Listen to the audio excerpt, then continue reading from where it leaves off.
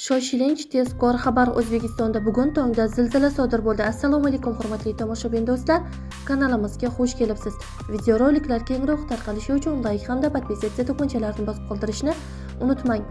Magnitli bilaguzukni siz xarid qildingizmi? Magnitli bilaguzuklar inson organizmi uchun qanchalik foydali ekanligini bilasizmi?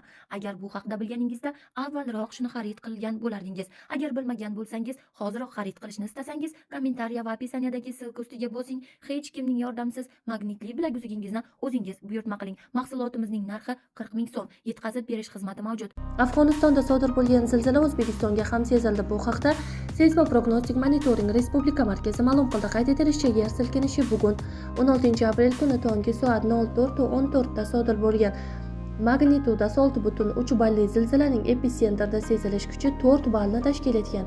O'zbekistonning quyidagi hududida sezildi: Surxondaryo viloyatida 4 ball, Farg'ona viloyatida 3 ball, Samarqand viloyatida 3 ball, Jizzax viloyatida 3 ball, Sirdaryo viloyatida 3 ball, Qashqadaryo viloyatida 3 ball, Andijon viloyatida 3 ball, Namangan viloyatida 3 ball, Toshkent shahrida 2 ball. Ma'lumot uchun, Afg'onistonda soat 4:28 da yana zilzila yuz bergan. U 4,2 magnitudali bo'lgan.